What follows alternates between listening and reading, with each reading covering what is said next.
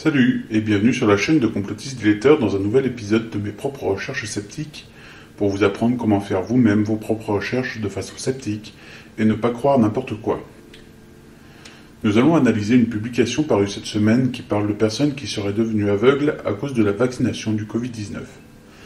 La publication dit que 402 personnes sont devenues aveugles à cause des vaccins à ARNM au Royaume-Uni jusqu'à présent et donne un lien vers un document d'effets secondaires du gouvernement britannique. Ouvrons ce document et commençons à vérifier ce qu'il est dit. La première phrase indique « Au moment de ce rapport, plus de 134 045 personnes à travers le Royaume-Uni sont décédées dans les 28 jours suivant un test positif pour le coronavirus Covid-19.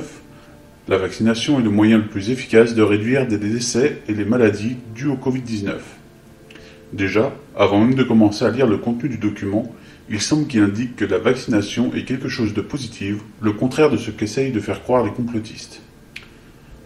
En parcourant rapidement le document, il ne semble pas parler de cécité. En faisant une recherche avec le mot blind, qui signifie aveugle, on n'a aucun résultat.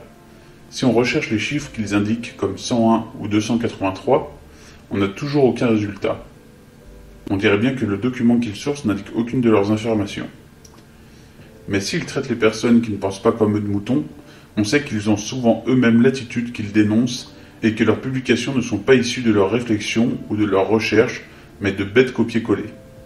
On va donc ouvrir notre moteur de recherche et rechercher un peu d'où vient l'information qu'ils ont partagée. En regardant pour cécité-101 Pfizer plus 283 AZ plus 14 Moderna, on a dans les résultats un thread qui donne les mêmes informations avec le même rapport. Mais cette fois-ci, il est indiqué qu'il faut voir l'annexe 1 pour avoir les rapports complets. Ok, on a donc un peu plus d'infos que les complotistes qui ont copié l'information n'ont pas jugé utile de laisser. On remarquera d'ailleurs que le thread d'origine ne donne pas la source directe, ce qui perdra bien plus facilement les personnes qui souhaiteront trouver la source de l'information et la vérifier, ce qui est probablement le but recherché en ne partageant pas directement la bonne source. Nous allons donc descendre à l'annexe 1 du document. On va ouvrir le premier document à propos de Pfizer pour commencer. Et là, on tombe sur un document dont la première phrase, mise en évidence seule sur la première page, indique qu'un signalement d'un ADR, l'ADR ce sont les effets secondaires, suspecté au système de la carte jaune ne signifie pas nécessairement qu'il a été causé par le vaccin, seulement que le déclarant a un soupçon. Une maladie sous-jacente ou non diagnostiquée auparavant et non liée à la vaccination peut également être facteur de ces rapports. Le nombre relatif et la nature des rapports devraient donc ne pas être utilisés pour comparer la sécurité des différents vaccins.